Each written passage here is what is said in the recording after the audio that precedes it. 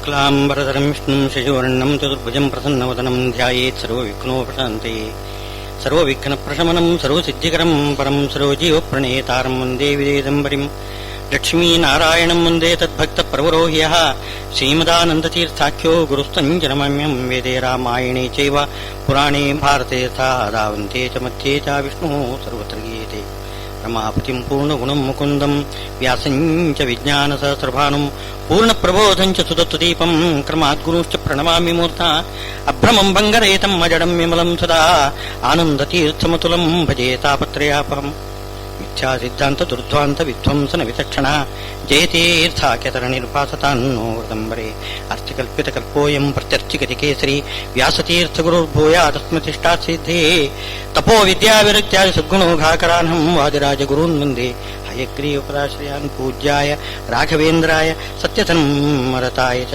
भजतां कल्पवृक्षाय नमतां कामधेनवे।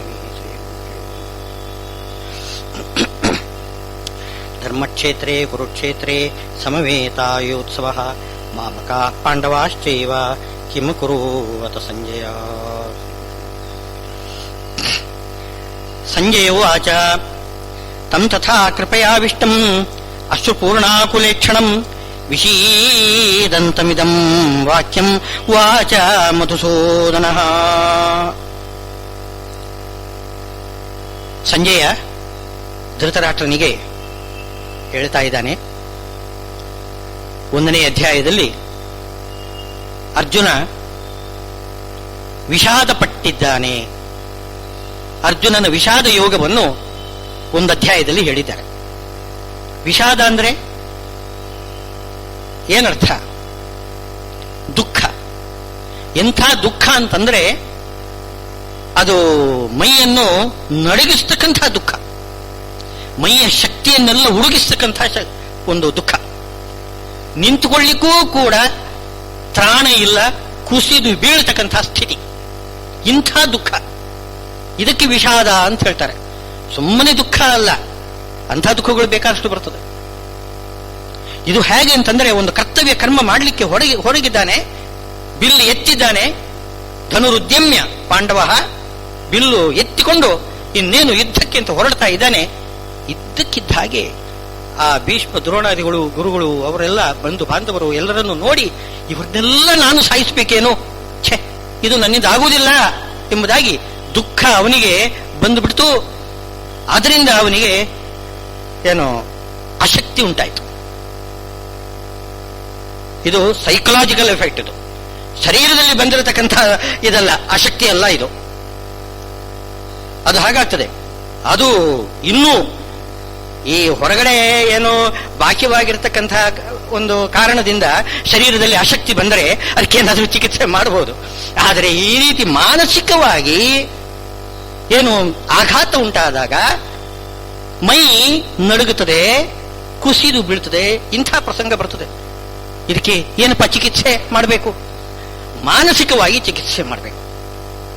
ಅವನಲ್ಲಿ ಧೈರ್ಯ ತುಂಬಬೇಕು, ಅವನ ಶೋಕವನ್ನು ಹೋಗಲಾಡಿಸಬೇಕು. ಏನು ದುಃಖ ಆಲೋಚನೆ ಮಾಡಿದ್ದಾನೆ ಆ ದುಃಖ ಪರಿಹಾರವಾಗುವ ಹಾಗೆ ಅವನಿಗೆ ಉಪದೇಶ ಮಾಡಬೇಕು. ಅಂಥ ಪರಿಸ್ಥಿತಿ ಹೇಗಿದೆ ಅಂತನ್ನೋದನ್ನು ಒಂದು ಮಾತಿನಲ್ಲಿ ಸಂಜಯ ಹೇಳ್ತಿದ್ದಾನೆ. ವಿಷಾದ ಬಂದಾಗ ಏನಾಯಿತು? ಒಂದು ಮಾತಿನಲ್ಲಿ ಕೃಪೆಯ ಆವಿಷ್ಟಂ. ಕೃಪೆ, ಕೃಪೆ ಅಂತಂದರೆ ಬಂಧುಗಳನ್ನು ನಾನು ಹೇಗೆ ಕೊಲ್ಲಲಿ ಅಂತ ಅವರ ಮೇಲೆ ಕೃಪೆ, ಕರುಣೆ, ಅದು ಆವೇಶ ಬಂದುಬಿಟ್ಟಿದೆ.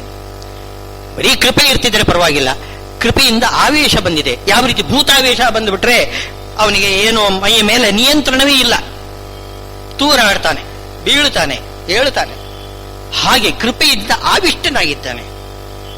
ಒಳ್ಳೆ ಕೃಪಾ ಅಲ್ಲ ಇದು. ಕೃಪೆಯ ಅಪರಯ ಅಂತ ಹಿಂದೆ ಹೇಳಿದ್ದಾರೆ, ಅದು ಒಳ್ಳೆ ಕೃಪಾ ಅಲ್ಲ. ಯಾಕೆಂದ್ರೆ ಧರ್ಮಕ್ಕೆ ವಿರುದ್ಧವಾದ ಕೃಪೆ. ನೋಡಿ, ಧರ್ಮಕ್ಕೆ ಅವಿರುದ್ಧವಾಗಿದ್ದರೆ ಮಾತ್ರ ಅದು ಯಾವುದಾದ್ರೂ ಗುಣ ಅಂತ ಅನಿಸ್ತದೆ. ಧರ್ಮಕ್ಕೆ ವಿರುದ್ಧವಾಗಿ ಬಿಟ್ರೆ ಅದೇ ದೋಷ ಅಂತ ಅನ್ಸುತ್ತೆ. ಯಾವುದೇ ಆಗಲಿ, ಈಗ ಸುಖ, ಸುಖ ಎಂಬುದು ಬಹಳ ಒಳ್ಳೆ ಗುಣ ತಾನೇ, ಅದು ಎಲ್ಲರೂ ಬಯಸ್ತಕ್ಕಂಥದ್ದು. ಆದರೆ ಧರ್ಮಕ್ಕೆ ವಿರುದ್ಧವಾದ ಸುಖ ಅದು ಕೆಟ್ಟದು. ಕೆಟ್ಟದು, ಅವನನ್ನು ಅಧಪಾತ ಮಾಡಿಸಿ ಬಿಡ್ತದೆ. ಅಂದ್ರೆ ಕುಡಿಯುವ ಸುಖ ಅಂತ ಇಟ್ಕೊಳ್ಳಿ, ಆನಂದ ಆಗ್ತದೆ ಅವನಿಗೆ, ಇಲ್ಲದೆ ಯಾಕೆ ಕುಡಿತಾನೆ? ಒಳ್ಳೆ ಆನಂದ ಆಗ್ತದೆ. ಆದರೆ ಅದರಿಂದ ಅದು ಧರ್ಮಕ್ಕೆ ವಿರುದ್ಧವಾದ ಸುಖ. ಹಾಗೆ ಜ್ಞಾನನೂ ಕೂಡ ಒಳ್ಳೆ ದಾರಿಯಲ್ಲಿ ಹೋದರೆ ಅದು ಸರಿಯಾಗಿರತಕ್ಕಂಥ ಜ್ಞಾನ, ಆದರೆ ಅದು ಗುಣ ಅಂತ ಅನಿಸಿದೆ. ಅದು ತಪ್ಪು ದಾರಿ ಹಿಡಿದು ಜ್ಞಾನ ಬಂದ್ಬಿಟ್ರೆ, ಅಂದ್ರೆ ಆ ಜ್ಞಾನದ ಮಾರ್ಗ ಇದೆಯಲ್ಲ, ಅದು ಒಳ್ಳೆದಕ್ಕೂ ಇರಬಹುದು, ಕೆಟ್ಟದಕ್ಕೂ ಇರಬಹುದು. ಈಗ ವ್ಯಾಖ್ಯಾನ, ವೇದಕ್ಕೆ ವ್ಯಾಖ್ಯಾನ ಮಾಡತಕ್ಕಂಥದ್ದು, ವೇದಕ್ಕೆ ವ್ಯಾಖ್ಯಾನ ಮಾಡಬೇಕಾಗಿದ್ರೆ ಒಳ್ಳೆ ಬುದ್ಧಿವಂತಿಕೆ ಬೇಕು, ಒಳ್ಳೆ ಜ್ಞಾನ ಬೇಕು. ವ್ಯಾಕರಣ, ಶಾಸ್ತ್ರ, ಮೀಮಾಂಸಾ ಮುಂತಾದ ಶಾಸ್ತ್ರಗಳ ಜ್ಞಾನ ಇಲ್ಲದೆ ಹೋದರೆ ವೇದದ ಅರ್ಥ ಆಗುವುದಿಲ್ಲ. ಆದರೆ ವೇದದ ವ್ಯಾಖ್ಯಾನ ಆ ರೀತಿ ಒಳ್ಳೆ ಬುದ್ಧಿವಂತಿಕೆಯಿಂದ ಮಾಡಿದವರು ಏನು ಮಾಡಿದ್ರು? ವೇದವನ್ನು ಹಾಳು ಮಾಡಿದರು. ಅದಕ್ಕೋಸ್ಕರ ಶ್ರೀಮದಾಚಾರ್ಯರು ವೇದಕ್ಕೆ ಭಾಷ್ಯ ಬರೆದರು. ಗೀತೆಗೆ ವ್ಯಾಖ್ಯಾನ ಮಾಡಿದರು ಬೇಕಾದಷ್ಟು ಜನ, ಎಲ್ಲ ತಪ್ಪು ಮಾರ್ಗದಲ್ಲಿ ಹೋಯಿತು. ಒಳ್ಳೆ ಬುದ್ಧಿವಂತರು, ಏನು ಬುದ್ಧಿ ಕಡಿಮೆ ಏನೇನು? ಗೀತೆಗೆ ಎಷ್ಟು ಜನ ವ್ಯಾಖ್ಯಾನ ಮಾಡಿದ್ದಾರೆ, ಆದರೆ ಯಾವುದೂ ಸರಿ ಇಲ್ಲ. ಆದರೆ ಒಳ್ಳೆ ಬುದ್ಧಿವಂತರು ಅವರು. ವೇದಕ್ಕೆ, ಬ್ರಹ್ಮಸೂತ್ರಕ್ಕೆ, ಭಗವದ್ಗೀತೆಗೆ ಎಷ್ಟು ಜನ ವ್ಯಾಖ್ಯಾನ ಮಾಡಿದ್ದಾರೆ, ಆದರೆ ಅಡ್ಡದಾರಿ ಹಿಡಿದಿದೆ. ಇದು ಗುಣ ಅಲ್ಲ, ಇದು ದೋಷ. ವಾದಿರಾಜರು ಒಂದು ಮಾತಿನಲ್ಲಿ ಹೇಳ್ತಾರೆ, ದೇವೋವಾ ದಾನವೋವಾ ಸ್ಯಾತ್ ಭಾಷ್ಯಕಾರೋ ನ ಮಾನವ ಅಂತಂದರು. ಭಾಷ್ಯಕಾರ ಒಬ್ಬ ಇದ್ದಾನೆ ಅಂತಂದ್ರೆ ಅವನನ್ನು ಮಾನವ ಅಂತ ಅನ್ನಬೇಡಿ. ಅಂದ್ರೆ ಮಾನವ ಅಂದ್ರೆ ಅಜ್ಞಾನಿ ಅಂತ ಅರ್ಥ, ಅಭಿಪ್ರಾಯ ಇದೆ.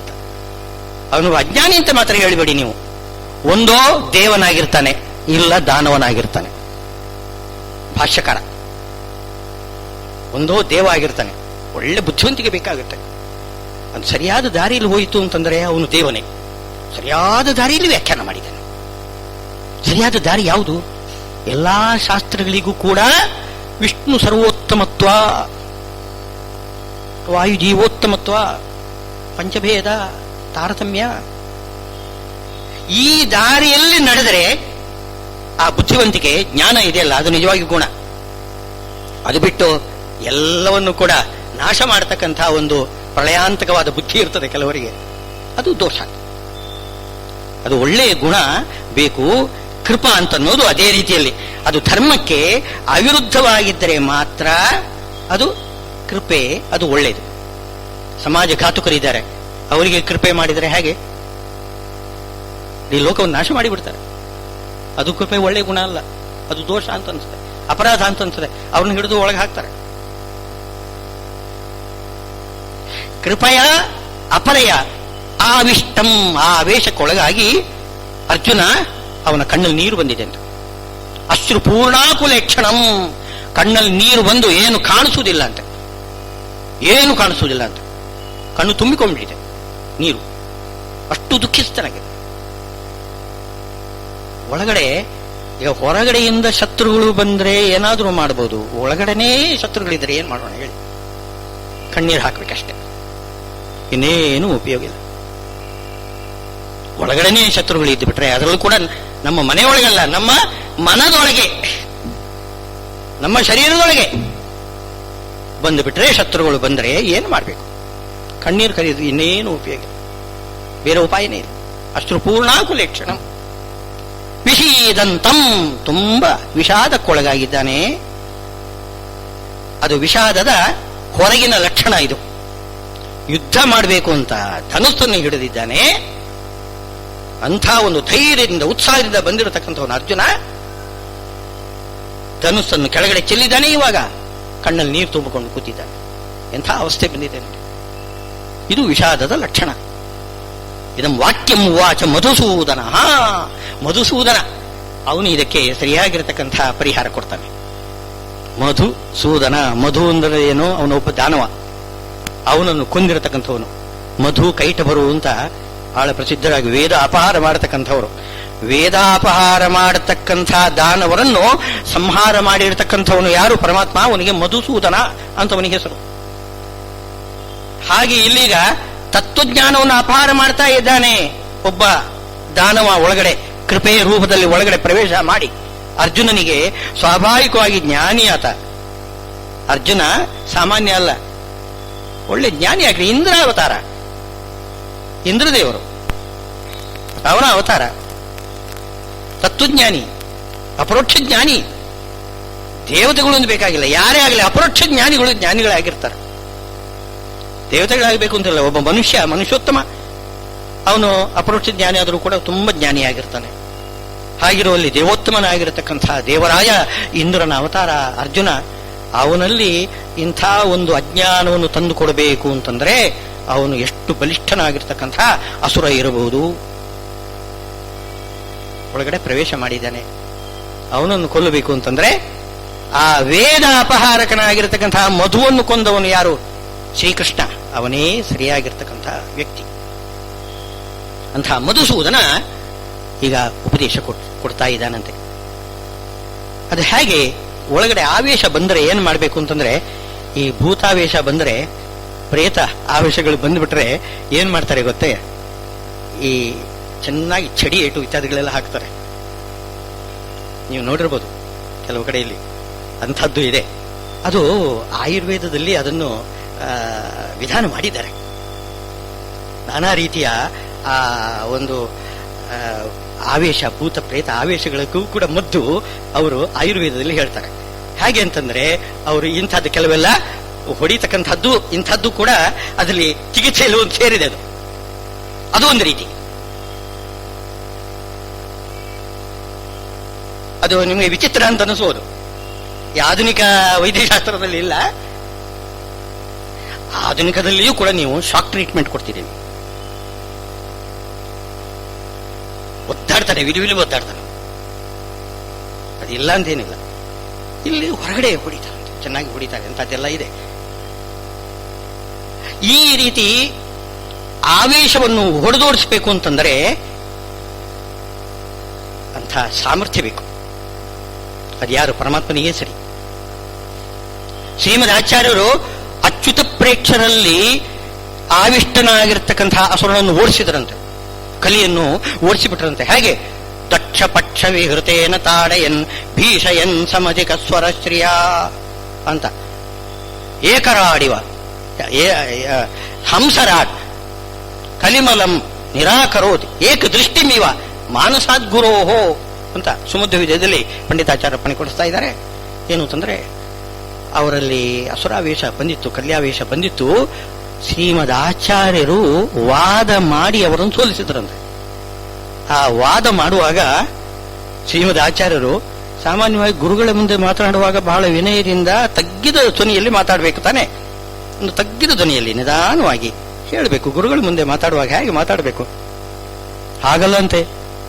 ಭೀಷಯನ್ನು ಸಮಧಿಕ ಸ್ವರಶ್ರಿಯ ಜೋರಾಗಿ ಏನೋ ಉಪನ್ಯಾಸ ಮಾಡಲಿಕ್ಕೆ ಶುರು ಮಾಡಿದಂತೆ.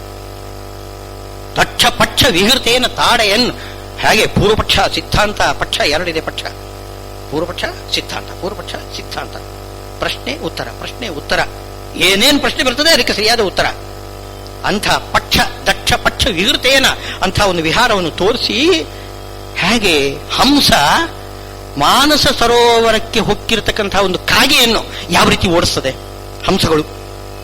ಹಂಸಗಳಿಗೆ ತುಂಬಾ ಶಕ್ತಿಯಂತೆ, ಕಾಗೆ ಹಾಗಲ್ಲ, ತುಂಬಾ ಶಕ್ತಿಯಂತೆ. ಅದು ಆ ರೆಕ್ಕೆ ಹೊಡೆದ ಶಬ್ದ ಇದೆಯಲ್ಲ, ಆ ಶಬ್ದಕ್ಕೇನೆ ಹೆದರಿ ಕಾಗೆ ಓಡಿ ಹೋಗ್ಬೇಕು. ಆ ರೀತಿ ಒಳ್ಳೆಯ ಧ್ವನಿಯಿಂದ ಜೋರಾಗಿ ಸಿಂಹನಾದ ಗರ್ಜನೆ ಮಾಡ್ತಾ, ನೀವು ತಿಳಿದಿದ್ದು ತಪ್ಪು, ಶ್ರುತಿ ಸ್ಮೃತಿಗಳಿಗೆ ವಿರುದ್ಧವಾಗಿರ್ತಕ್ಕಂತಹ ನಿಮ್ಮ ವಾದ, ಬಿಟ್ಟುಬಿಡಿ ಅದನ್ನು ಎಂಬುದಾಗಿ ಶ್ರೀಮದ್ ಆಚಾರ್ಯರು ಅಚ್ಯುತ ಪ್ರೇಕ್ಷಾಚಾರ್ಯರನ್ನು ವಾದದಲ್ಲಿ ಸೋಲಿಸಿ ಮಾತು ನಿಂತು ಹೋಗೋ ತನಕ ಇನ್ನೇನು ಮಾತಾಡ್ಲಿಕ್ಕಿಲ್ಲ ಆಗ ಮಾಡಿ ಓಡಿಸಿದ್ರಂತೆ ಆ ಕಲಿ, ಆವಿಷ್ಟನಾಗಿರ್ತಕ್ಕಂಥ ಕಲಿಯನ್ನು. ಹಾಗೆ ಅದೇ ಪ್ರಯೋಗ ಶ್ರೀಕೃಷ್ಣನು ಅರ್ಜುನನ ಮೇಲೆ ಮಾಡ್ತಾ ಇದ್ದಾನೆ. ಈಗ ಏನ್ ಹೇಳ್ತಿದ್ದಾರೆ ಅಂತಂದ್ರೆ, ಶ್ರೀ ಭಗವಾನುವಾಚ ಕುತಸ್ತ್ವಾ ಕಶ್ಮಲಮಿದಂ ವಿಷಮೇ ಸಮುಪಸ್ಥಿತಂ ಅನಾರ್ಯ ಜುಷ್ಟಂ ಅಸ್ವರ್ಗ್ಯಂ ಅಕೀರ್ತಿಕರಮರ್ಜುನ ಕ್ಲೈಬ್ಯಂ ಮಾಸ್ಮಗಮಃ ಪಾರ್ಥ ನೈತತ್ವಯ್ಯುಪಪದ್ಯತೆ ಕ್ಷುದ್ರಂ ಹೃದಯ ದೌರ್ಬಲ್ಯಂ ತ್ಯಕ್ತೋತ್ತಿಷ್ಠ ಪರಂತಪ. ಎರಡು ಮಾತಿನಲ್ಲಿ ಯಾರಿಗಾದ್ರೂ ಬೇರೆ ಯಾರಿಗಾದರೂ ಇಂಥ ಮಾತು ಕೇಳಿ ಬಿಟ್ಟಿದ್ರೆ ತಡೀಲಿಕ್ಕೆ ಸಾಧ್ಯವಿರಲಿಲ್ಲ. ಅಂಥ ಮಾತು ಏನು ಕಶ್ಮಲ ಇದು. ನೀನು ಮಾತನಾಡತಕ್ಕಂಥದ್ದು, ನೀನೇನೋ ಮಹಾ ಕೃಪಾಳು, ನೀನು ಬಂಧುಗಳ ಮೇಲೆ ಕೃಪೆ ಮಾಡ್ತಾ ಇದ್ದಾನೆ, ಮಹಾಕೃಪಾಳು ಅಂತ ಜನ ಅಂದ್ಕೊಳ್ಬೇಕು. ಆ ತರ ಮಾತನಾಡ್ತಾ ಇದೆಯಾ? ಇದು ಕಶ್ಮಲ, ಇದು ಒಳ್ಳೆ ಗುಣ ಅಲ್ಲ. ಕುತಸ್ತು ಆ ಕಶ್ಮಲ ವಿಧಂ ವಿಷಮೇ ಸಮುಪಸ್ಥಿತಂ. ಇಂಥ ಒಂದು ಕಶ್ಮಲ ನಿನ್ನ ಮನಸ್ಸಿನೊಳಗೆ ಹೇಗೆ ಪ್ರವೇಶ ಮಾಡಿತು? ಅದು ಕೂಡ ಇಂಥ ಸಂಕಟ ಕಾಲ, ಎಂಥ ಕಾಲ. ಎಲ್ಲಿ ಎದುರುಗಡೆ ನಿಂತಿದ್ದಾರೆ 11 ಅಕ್ಷೋಹಿಣಿ ಸೈನ್ಯ, 7 ಅಕ್ಷೋಹಿಣಿ ಸೈನ್ಯದ ಮುಂದೆ 11 ಅಕ್ಷೋಹಿಣಿ ಸೈನ್ಯ. ಅವರು ಆ ಆಯುಧವನ್ನು ಹಿಡಿದು ಜಳಪಿಸ್ತಾ ನಿಂತಿದ್ದಾರೆ. ಇನ್ನೇನು ಯುದ್ಧ ಪ್ರಾರಂಭ ಆಗಬೇಕು. ಅಷ್ಟೊತ್ತಿಗೆ ಗಾಂಡೀವವನ್ನು ಕೆಳಗಡೆ ಚೆಲ್ಲಿ ಕಣ್ಣಲ್ಲಿ ನೀರು ತುಂಬಿಕೊಂಡು, ಅಯ್ಯೋ ನಾನು ಹ್ಯಾಕೊಲ್ಲಿ ಇವರನ್ನು ಅಂತ. ಇಂಥ ಒಂದು ಕಶ್ಮಲವಾಗಿರತಕ್ಕಂಥ ಇದು ಮನಸ್ಸಿನಲ್ಲಿ ಒಂದು ದೊಡ್ಡ ದೋಷ. ಇದು ಕಶ್ಮಲ. ಇದು ಈ ಕಶ್ಮಲ ನಿನ್ನ ತಲೆಯಲ್ಲಿ ಹೇಗೆ ಹೋಗಿತ್ತು? ಇದೊಂದು ಕ್ಷುದ್ರ ಕುಳು ಒಳಗಡೆ ಪ್ರವೇಶ ಮಾಡಿಬಿಟ್ಟಿದೆ. ಎಲ್ಲಿಂದ ಬಂತು ಇದು? ಇಂಥ ಒಂದು ಸಂಕಟ ಕಾಲ ಅಂತ ಒಂದೇ ಸಮನೆ ಬಯಲಿಕ್ಕೆ ಶುರು ಮಾಡಿದ ಕೃಷ್ಣ. ಕುತಸ್ತು ಅಕಸ್ಮನ ವಿಷಮೆ ಸಮುಪಸ್ಥಿತಂ ಅನಾರ್ಯ ಜುಷ್ಟಂ. ಎಂಥ ಮಾತು ಹೇಳ್ತಿದ್ದಾನೆ. ಆರ್ಯರು ಶ್ರೇಷ್ಠರಾದವರು ಯಾರೂ ಈ ರೀತಿ ಮಾತನಾಡುವುದಿಲ್ಲ. ಅನಾರ್ಯರು, ಅನಾಗರಿಕರು, ಅಜ್ಞಾನಿಗಳು, ಸಮಾಜಘಾತುಕರು, ಇಂಥವರೆಲ್ಲ ಯಾರಿದ್ದಾರೆ, ದುಷ್ಟರು ಯಾರಿದ್ದಾರೆ, ಅವರೆಲ್ಲ ಇಂತಹ ದಾರಿ ಹಿಡಿತಾರೆ. ದುಷ್ಟರನ್ನು ರಕ್ಷಣೆ ಮಾಡ್ತಾರೆ, ದುಷ್ಟರಿಗೆ ರಕ್ಷಣೆ ಕೊಡ್ತಾರೆ ಕೃಪೆಯಿಂದ. ಅನಾರ್ಯ ದುಷ್ಟಂ ಅಸ್ವರ್ಗ್ಯಂ. ಸ್ವರ್ಗ ಖಂಡಿತವಾಗಿ ಸಿಗಲಾರದು. ನೀನೇನೋ ಒಳ್ಳೆ ಗುಣ ಅಂತ ತಿಳ್ಕೊಂಡಿರ್ಬೋದು ನೀನು, ಇದು ಒಳ್ಳೆ ಗುಣ ಅಲ್ಲ, ಇದರಿಂದ ನಿನಗೆ ಸ್ವರ್ಗ ಸಿಗುವುದಿಲ್ಲ. ಅಕೀರ್ತಿಕರಂ. ಸ್ವರ್ಗ ಮಾತ್ರ ಅಲ್ಲ, ನಿನಗೆ ಕೀರ್ತಿಯೂ ಕೂಡ ಸಿಗುವುದಿಲ್ಲ. ಈ ಲೋಕದಲ್ಲೂ ಕೀರ್ತಿ ಸಿಗುವುದಿಲ್ಲ, ಪರಲೋಕದಲ್ಲಿ ಸ್ವರ್ಗನೂ ಕೂಡ ಸಿಗಲಾರದು. ನೀನು ಹಾಳಾಗಿ ಹೋಗ್ತೀಯ ನೀನು ಅಂತ ಒಂದೇ ಸಮನೆ ಬೈತಾ ಇದ್ದಾನೆ. ಆಮೇಲೆ ನೋಡಿ, ಕ್ಲೈಬ್ಯಂ ಮಾಸ್ಮಗಮಃ ಪಾರ್ಥ. ಕ್ಲೈಬ್ಯ ಇದು ಕ್ಲೀಬ ಅಂತಂದ್ರೆ ನಪುಂಸಕತ್ವ, ಹೇಡಿ.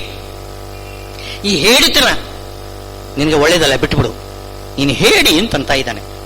ಮೂಲೋಕದ ಗಂಡು ಪಾರ್ಥ ಏವ ಧನುರ್ಧರ. ದ್ರೋಣಾಚಾರ್ಯರು ಆ ರೀತಿ ಮಾಡಿಬಿಟ್ಟಿದ್ದಾರೆ.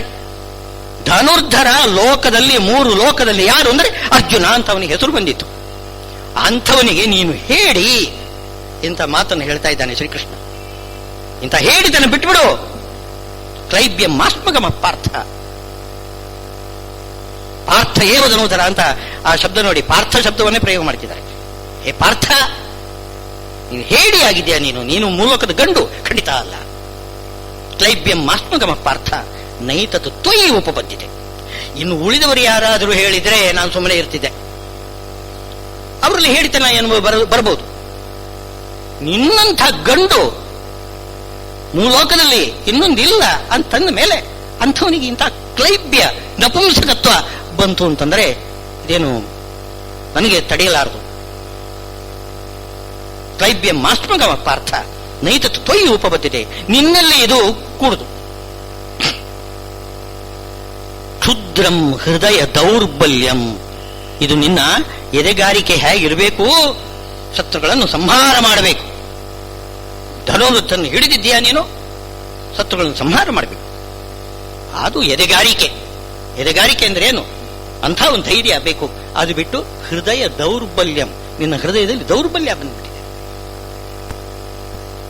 ತ್ಯಕ್ತ್ವಾ ಉತ್ತಿಷ್ಠ ಪರಂತಪ. ಪರಂತಪ ಅಂತ ವಿಶೇಷಣ ಕೊಡ್ತಾನೆ. ಪರಂತಪ ಅಂದರೆ ಇನ್ನೊಬ್ಬರಿಗೆ ನೋವು ಕೊಡುವವನು ಅಂತ ಮೇಲ್ನೋಟಕ್ಕೆ. ಇನ್ನೊಬ್ಬರಿಗೆ ನೋವು ಕೊಡ್ತಕ್ಕಂಥವನು ಪರಂತಪ ಅಲ್ಲ, ಇನ್ನೊಬ್ಬರಿಗೆ ನೋವು ಕೊಡುವಂಥದ್ದಲ್ಲ. ಅವನು ಕೃಪೆಯಿಂದ ಏನು ಯಾರನ್ನು ಸಾಯಿಸಲಾರೆ ನಾನು ಅಂತ ಹೇಳ್ತಕ್ಕಂಥವನಿಗೆ ನೀನು ಇನ್ನೊಬ್ಬರಿಗೆ ನೋವು ಕೊಡ್ತಕ್ಕಂಥವನಂತ ಆ ಶಬ್ದವನ್ನು ಪ್ರಯೋಗ ಮಾಡ್ತಾನೇನು? ಹಾಗಲ್ಲ. ಇಲ್ಲಿ ಅರ್ಜುನನನ್ನು ಕುರಿತು ಉಪದೇಶ ಮಾಡುವಾಗ ಪರಮಾತ್ಮ ಈ ಅಸುರಾವೇಶವನ್ನು ಯಾಕೆ ತಂದ? ಅರ್ಜುನನಲ್ಲಿ ಇಂಥ ಸಂದರ್ಭದಲ್ಲಿ, ಸಂಕಟದಲ್ಲಿ, ಇಂಥ ಸಂಕಟ ಕಾಲದಲ್ಲಿ ಇದ್ದಕ್ಕಿದ್ದ ಹಾಗೆ ಅನಿರೀಕ್ಷಿತವಾಗಿ ಒಳಗಡೆ ಇಂಥ ಅಸುರಾವೇಶ ಯಾತಕ್ಕೆ ಬಂತು? ಅದು ಅರ್ಜುನನನ್ನು ಉದ್ದೇಶ ಮಾಡಿಕೊಂಡು ಎಲ್ಲಾ ಸಜ್ಜನರಿಗೂ ಕೂಡ ಗೀತೋಪದೇಶ ಮಾಡಬೇಕಾಗಿದೆ. ಎದುರುಗಡೆ ಅರ್ಜುನ ಇದ್ದಾನೆ, ಅರ್ಜುನನಿಗೆ ಉಪದೇಶ ಮಾಡುವ ಹಾಗೆ. ಅಭಿಪ್ರಾಯ ಏನು ಅಂತಂದ್ರೆ ಎಲ್ಲರೂ ಕೂಡ ಅದನ್ನು ಗ್ರಹಣ ಮಾಡಬೇಕು, ಅದಕ್ಕೆ ವ್ಯವಸ್ಥೆ ಮಾಡ್ತಾನೆ. ಈಗ ಅವನು ಕೃಷ್ಣ ಅರ್ಜುನನಿಗೆ ಉಪದೇಶ ಮಾಡಿದ್ದನ್ನು ಸಂಜಯ ಧೃತರಾಷ್ಟ್ರನಿಗೆ ಉಪದೇಶ ಮಾಡ್ತಾರೆ. ಆಮೇಲೆ ವೇದವ್ಯಾಸದೇವರು ಅದನ್ನು ಮಹಾಭಾರತದಲ್ಲಿ ಹಾಕಿಬಿಡ್ತಾರೆ. ಅದು ಎಲ್ಲಾ ಜನರಿಗೂ ಕೂಡ ತಲುಪುತ್ತದೆ, ಸಜ್ಜನರಿಗೆ ಎಲ್ಲರಿಗೂ ಕೂಡ ಆ ಉಪದೇಶ ತಲುಪುತ್ತದೆ. ಆ ಎಲ್ಲರನ್ನು ಮನಸ್ಸಿನಲ್ಲಿ ಇಟ್ಟುಕೊಂಡು ಹೇಳ್ತಿದ್ದಾನೆ ಪರಂತಪ ಅಂತ ಶಬ್ದ. ಅದು ಪರಂತಪ ಅಂತಂದ್ರೆ ಅಲ್ಲಿ 4 ವರ್ಣ ಇದೆ ನೋಡಿ, ಬ್ರಾಹ್ಮಣ, ಕ್ಷತ್ರಿಯ, ವೈಶ್ಯ, ಶೂದ್ರ. ಅದೆಲ್ಲ ಹಿಂದಿನ ಕಾಲದಾಯಿತು, ಇವಾಗ ಇಲ್ಲ. ಅದು ಶಾಸ್ತ್ರದಲ್ಲಿ 4 ಇದಿದೆ, ಜಾತಿ ಇದೆ, ವರ್ಣ ಇದೆ, 4 ಆಶ್ರಮ ಇದೆ: ಬ್ರಹ್ಮಚರ್ಯ, ಗೃಹಸ್ಥ, ವಾನಪ್ರಸ್ಥ, ಸನ್ಯಾಸ. ಈ ಎಲ್ಲರಿಗೂ ಕೂಡ ಅನ್ವಯ ಆಗುವ ಹಾಗೆ ಪರಂತಪ ಎಂಬ ಶಬ್ದ ಪ್ರಯೋಗ ಮಾಡ್ತಿದ್ದಾನೆ ಶ್ರೀಕೃಷ್ಣ. ಅಲ್ಲಿ ಬ್ರಾಹ್ಮಣ ಹೇಗಿರಬೇಕು? ಪರಂ ತಪ. ಪರಂ ತಂದ್ರೆ ಶ್ರೇಷ್ಠವಾದ ತಪಸ್ಸು ಮಾಡಬೇಕು. ಬ್ರಾಹ್ಮಣ ದೇಹೋಯಂ ಕ್ಷುದ್ರಕಾಮಾಯ ನೇಷ್ಯತೆ ಕೃಚ್ಛ್ರಾಯ ತಪಸೇ ಚೈವ ಪ್ರೇತ್ಯ ಅನಂತ ಸುಖಾಯ ಚ. ಈ ಲೋಕದ ಸುಖಕ್ಕಾಗಿ ಬ್ರಾಹ್ಮಣ ಹುಟ್ಟಿಲ್ಲ. ಬ್ರಾಹ್ಮಣ ಈ ಲೋಕದ ಐಹಿಕವಾಗಿರ್ತಕ್ಕಂತಹ ಸುಖಕ್ಕೆ ಹುಟ್ಟಿಲ್ಲ.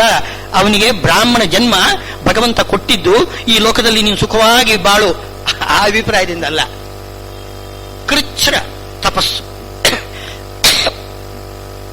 ಕೃಚ್ಛ್ರ ಅಂದ್ರೆ ಬಹಳ ಕಷ್ಟಕರವಾದ ತಪಸ್ಸು ಮಾಡ್ಬೇಕಂತ. ಕಷ್ಟಕರವಾದ ತಪಸ್ಸು ಯಾವುದದು? ಎಲ್ಲಕ್ಕಿಂತ ಕಷ್ಟ ಏಕಾದಶಿ ಉಪವಾಸ ಆದರೂ ಮಾಡ್ಬೋದು ಏನೋ, ಆದರೆ ನಿರಂತರ ಅಧ್ಯಯನ ಪ್ರವಚನ ಇದೆಯಲ್ಲ ಅದು ಬಹಳ ಕಷ್ಟ. ತಲೆನೋವು ಬಂದ್ಬಿಡ್ತು. ಅದು ಬಹಳ ಕಷ್ಟ ಇದೆ. ನಿರಂತರ ಅಧ್ಯಯನ ಮತ್ತೆ ಪ್ರವಚನ ಏನು ಮಾಡ್ಬೇಕಂತ. ಸ್ವಾಧ್ಯಾಯ ಪ್ರವಚನೆ ಏವೇತಿ ನಾಕೋ ಮೌದ್ಗಲ್ಯ ತದ್ಧಿ ತಪಸ್ತದ್ಧಿ ತಪಃ. ಬ್ರಾಹ್ಮಣನಾಗಿರತಕ್ಕಂಥವನು ಏನ್ ಮಾಡಬೇಕು? ಸ್ವಾಧ್ಯಾಯ ಪ್ರವಚನ. ಸ್ವಾಧ್ಯಾಯ ಅಂತಂದ್ರೆ ತಾನು ಅಧ್ಯಯನ ಮಾಡಬೇಕು, ಇನ್ನೊಬ್ಬರಿಗೆ ಉಪದೇಶ ಮಾಡಬೇಕು. ಶ್ರೀಮದಾಚಾರ್ಯ ಸ್ವಕರ್ಮ ವಿಪ್ರಸ್ಯ ಜಪೋಪದೇಶವು. ಜಪ ಉಪದೇಶ. ತಾನು ಅಧ್ಯಯನ ಮಾಡಬೇಕು, ಜಪ ಮಾಡಬೇಕು, ಇನ್ನೊಬ್ಬರಿಗೆ ಉಪದೇಶ ಮಾಡಬೇಕು. ಅದು ಬ್ರಾಹ್ಮಣನ ಕರ್ಮ. ಪರಂ ತಪ. ಶ್ರೇಷ್ಠವಾಗಿರತಕ್ಕಂತಹ ತಪಸ್ಸು ಯಾವುದು? ಬ್ರಾಹ್ಮಣನದು. ಬ್ರಾಹ್ಮಣನಾಗಿರತಕ್ಕಂಥವನು ಈ ರೀತಿ ತಪಸ್ಸು ಮಾಡಬೇಕು. ಅದರಲ್ಲಿ ದೇಹಾಭಿಮಾನ ಬಿಡಬೇಕು. ದೇಹಾಭಿಮಾನ ಬಿಡದೆ ಹೋದ್ರೆ ಏನೋ ಇಂಥ ತಪಸ್ಸು ಮಾಡಲಿಕ್ಕೆ ಬರುವುದಿಲ್ಲ. ಉದಾಹರಣೆಗೆ ನೋಡಿ, ಒಬ್ಬ ಕವಿಯ ಚರಿತ್ರೆ ಹೇಳ್ತಿದ್ದಾರೆ. ಭಾರವಿ ಅಂತ ಒಬ್ಬ ಕವಿ. ಭಾರವಿ ಅಂತಂದ್ರೆ ಏನು, ಪಂಚ ಮಹಾಕಾವ್ಯಗಳಲ್ಲಿ ಕಿರಾತಾರ್ಜುನೀಯ ಅಂತ ಒಂದು ಗ್ರಂಥವನ್ನು ಬರೆದವನು ಭಾರವಿ ಅಂತ ಒಬ್ಬಂತಹ ಕವಿ. ಬಹಳ ಕ್ಲಿಷ್ಟ ಅವನ ಗ್ರಂಥ. ಅವನು ಗುರುಕುಲದಲ್ಲಿ ಅಧ್ಯಯನ ಮಾಡ್ತಾ ಇರುವಾಗ ಆ ಗುರು ಪತ್ನಿ ಏನ್ ಮಾಡಬೇಕು? ಶಿಷ್ಯರಿಗೆ ಅನ್ನ ಹಾಕ್ಬೇಕು ತಾನೆ. ಗುರುಕುಲ ಅಂದ್ರೆ ಹಾಗೆ, ಗುರುಗಳು ಪಾಠ ಹೇಳಬೇಕು, ಗುರುಪತ್ನಿ ಅನ್ನ ಹಾಕ್ಬೇಕು, ಹಾಗೆ ಕ್ರಮ. ಆ ಗುರುಪತ್ನಿ ಏನ್ ಮಾಡ್ತಿದ್ದಳು ಅಂತಂದ್ರೆ ಅನ್ನಕ್ಕೆ ತುಪ್ಪ ಬಡಿಸುವುದಲ್ಲ, ಬೇವಿನೆಣ್ಣೆ ಬಡಿಸ್ತಾ ಇದ್ದಳಂತೆ. ಕಥೆ ಹೇಳ್ತಾರೆ ಹೀಗೆ. ಬೇವಿನೆಣ್ಣೆ ಭಾರವಿ ತಿಂದು ಬಿಡ್ತಿದ್ದಂತೆ. ಒಂದು ದಿವಸ ಪ್ರಶ್ನೆ ಮಾಡಿಲ್ಲ ಅಂತೆ, ಅಮ್ಮ ಯಾಕೆ ಬೇವಿನೆಣ್ಣೆ ಕೈಯಾಗಿ ಬೇವಿನೆಣ್ಣೆ ಆಗ್ತಾ ಇದೆಯಾ? ಏನಿಲ್ಲ, ಉಣ್ತಾ ಇದ್ದಾನಂತೆ. 12 ವರ್ಷ ಗುರುಕುಲ ವಾಸ ಆದ ಮೇಲೆ ಇನ್ನೇನು ಹೊರಡಬೇಕು. ಹೊರಡೋ ದಿವಸದಲ್ಲಿ ಅದೇ ಬೇವಿನೆಣ್ಣೆ ಹಾಕಿದರೆ, ಅಮ್ಮ ಯಾಕೆ ನೀವು ಬೇವಿನೆಣ್ಣೆ ಹಾಕ್ತಾ ಇದ್ದೀರಿ ಅಂತ ಇವತ್ತು ಪ್ರಶ್ನೆ ಮಾಡ್ತಿದ್ದಾನೆ. ಅಲ್ಲಿಯವರೆಗೆ ಅದು ಕಹಿ ಅಂತನ್ನೋದು ಅವನಿಗೆ ಗಮನಕ್ಕೆ ಬರಲಿಲ್ಲ. ಯಾಕೆ ಅಂತಂದ್ರೆ ಅವನು ಪೂರ್ತಿ ಆ ಅಧ್ಯಯನದಲ್ಲಿ ಮನಸ್ಸನ್ನು ಹಾಕಿಟ್ಟಿದ್ದಾನಂತೆ. ಅವನು ಸುಮ್ಮನೆ ಯಾಂತ್ರಿಕವಾಗಿ ಬಾಯಿಯೊಳಗೆ ಹಾಕ್ತಾನೆ ಅನ್ನ. ಅದು ರುಚಿ ನೋಡುವುದಿಲ್ಲ, ಶುಚಿ ನೋಡುವುದಿಲ್ಲ, ಏನ್ ನೋಡುವುದಿಲ್ಲ. ಆ ರೀತಿ ಉಣುತ್ತಿದ್ದ. ಯಾವಾಗ ವಿದ್ಯೆ ಪೂರ್ತಿ ಆಯಿತು, ಇನ್ನೇನು ಹೊರಡ್ತೇನೆ ಅಂತಂದಾನೆ, ಆವಾಗ ಮನಸ್ಸು ಬಹಿರ್ಮುಖ ಆಯಿತು. ಅನ್ನದ ರುಚಿ ಏನು ಅಂತ ಆವಾಗ ಆಲೋಚನೆ ಮಾಡ್ತಾನಂತೆ. ಓ, ರುಚಿ ಚೆನ್ನಾಗಿಲ್ಲ ಇದು, ಯಾಕೆ ಅಂತ ಕೇಳಿದಂತೆ. ಆಗ ಗುರುಪತ್ನಿ ಹೇಳಿಲ್ಲಂತೆ, ಅನ್ನ ಯಾಕೆ ರುಚಿ ಇಲ್ಲ ಇವತ್ತು ಅಂತಂದ್ರೆ ನಿನ್ನ ವಿದ್ಯೆ ಪೂರ್ತಿ ಆಯಿತು ಅಂತ ಅರ್ಥ, ನೀನಿನ್ನು ಹೊರಡಬಹುದು ಅಂತಂದ್ರಂತೆ. ಅಂದ್ರೆ ಅರ್ಥವೇನು? ವಿದ್ಯಾರ್ಥಿ ಚೇತ್ ತ್ಯಜೇತ್ ಸುಖಂ ಅಂತ. ವಿದ್ಯಾರ್ಥಿಯಾಗಿರ್ತಕ್ಕಂಥವನು ಸುಖದ ಕಡೆ ಲಕ್ಷ್ಯ ಇಡಬಾರದಂತೆ. ದೇಹಾಭಿಮಾನವನ್ನು ಬಿಡಬೇಕು. ತನ್ನ ಶರೀರವನ್ನು ಪುಷ್ಟಿಗಾಗಿ ಅಲ್ಲಿ ಆನಂದವನ್ನು ಪಡೆಯಲಿಕ್ಕೋಸ್ಕರ ಅವನು ಪ್ರಯತ್ನ ಮಾಡಬಾರದು. ಹಿಂದಿನ ಕಾಲದ ವಿದ್ಯಾಭ್ಯಾಸದ ಪದ್ಧತಿ, ಈಗಿನ ವಿದ್ಯಾಭ್ಯಾಸದ ಪದ್ಧತಿ ಅಲ್ಲ. ಆದ್ದರಿಂದ ಅಭಿಮಾನವನ್ನು ಬಿಟ್ಟು, ದೇಹಾಭಿಮಾನವನ್ನು ಬಿಟ್ಟು ಅಧ್ಯಯನ, ಅಧ್ಯಾಪನ ಮುಂತಾದವುಗಳೆಲ್ಲ ಮಾಡಬೇಕು. ಅದು ಪರಂ ತಪ, ಒಳ್ಳೆ ಪರಮ ಶ್ರೇಷ್ಠವಾಗಿರತಕ್ಕಂಥ ತಪಸ್ಸು. ಅದು ಬ್ರಹ್ಮಚಾರಿಗಳ ತಪಸ್ಸು, ಇದು ಬ್ರಾಹ್ಮಣರ ತಪಸ್ಸು. ಇನ್ನು ಕ್ಷತ್ರಿಯರ ತಪಸ್ಸು. ಕ್ಷತ್ರಿಯರ ತಪಸ್ಸು ಯಾವುದು ಅಂತಂದ್ರೆ, ಶ್ರೀಮದಾಚಾರ್ಯರು ಹೇಳ್ತಾರೆ, ನಾರಾಯಣ ದಿಟ್ ತದನುಬಂಧಿ ನಿಗ್ರಹ ಕ್ಷತ್ರಿಯಾಣಂ ಪರಮೋ ಧರ್ಮ. ಕ್ಷತ್ರಿಯರು ಏನು ಮಾಡಬೇಕು ಅಂದ್ರೆ, ನಾರಾಯಣನಿಗೆ ಯಾರು ದ್ವೇಷಿಗಳಿದ್ದಾರೆ, ಅವರಿಗೆ ಸಹಾಯ ಮಾಡತಕ್ಕಂಥವ್ರು ಯಾರಿದ್ದಾರೆ, ಎಲ್ಲರನ್ನೂ ನಿಗ್ರಹ ಮಾಡಬೇಕು. ಕ್ಷತ್ರಿಯನಿಗೆ ಬಾಹುಬಲ ಕೊಟ್ಟಿದ್ದೇ ಧರ್ಮ ರಕ್ಷಣೆಗೋಸ್ಕರ. ಧರ್ಮ ಯಾವುದು ಅಂತಂದ್ರೆ ನಾರಾಯಣ ದಿಟ್ ತದನುಬಂಧಿ ನಿಗ್ರಹ, ದ್ವೇಷಗಳನ್ನು ನಿಗ್ರಹ ಮಾಡಬೇಕು. ಇದೇ ಪರಮ ತಪಸ್ಸು. ಇಂತಹ ಪರಮ ತಪಸ್ಸನ್ನು ಮಾಡುವಾಗ ದೇಹಾಭಿಮಾನವನ್ನು ಬಿಡಬೇಕು. ಈಗ ಅದನ್ನೇ ಇವನಿಗೆ ಅಡ್ಡಿಯಾಗಿರುವುದು, ಅರ್ಜುನನಿಗೆ ಅಡ್ಡಿಯಾಗಿರುವುದು ಅದು ದೇಹಾಭಿಮಾನ. ದೇಹಾಭಿಮಾನವನ್ನು ಬಿಟ್ಟು ಒಳ್ಳೆಯ ತಪಸ್ಸನ್ನು ಮಾಡಬೇಕು. ಯಾವುದದು? ಅಧರ್ಮಿಗಳ, ಪಾಪಿಗಳ ನಿಗ್ರಹ ಮಾಡಬೇಕು. ಪರಂತಪ ಅಂತ ಕ್ಷತ್ರಿಯರ ತಪಸ್ಸನ್ನು ಹೇಳಿದರು. ಆಮೇಲೆ ವೈಶ್ಯರಿಗೂ ಒಂದು ತಪಸ್ಸಿದೆ. ಯಾವುದದು? ಅವರದು ಕೃಷಿ ವಾಣಿಜ್ಯ. ಅದು ಯಾವುದಕ್ಕೋಸ್ಕರ? ಧರ್ಮ ಕಾರ್ಯಕ್ಕೋಸ್ಕರ. ಧರ್ಮ ಕಾರ್ಯಕ್ಕೋಸ್ಕರ ಅಂದ್ರೆ ಉಳಿದ ಏನು ಕ್ಷತ್ರಿಯರಿಗೆ, ಬ್ರಾಹ್ಮಣರಿಗೆ, ಅವರಿಗೆಲ್ಲ ಬೇಕಾದಷ್ಟು ಸಂಪತ್ತನ್ನು ಅವರಿಗೆ ದಾನವಾಗಿ ಕೊಟ್ಟು ಅವರನ್ನು ಕಾಪಾಡಬೇಕು. ವೈಶ್ಯರು ದೇವರಿಗೆ ಉಪಯೋಗ ಮಾಡಬೇಕು, ಬೇಕಾದ ಸಂಪಾದನೆ ಮಾಡಬೇಕು.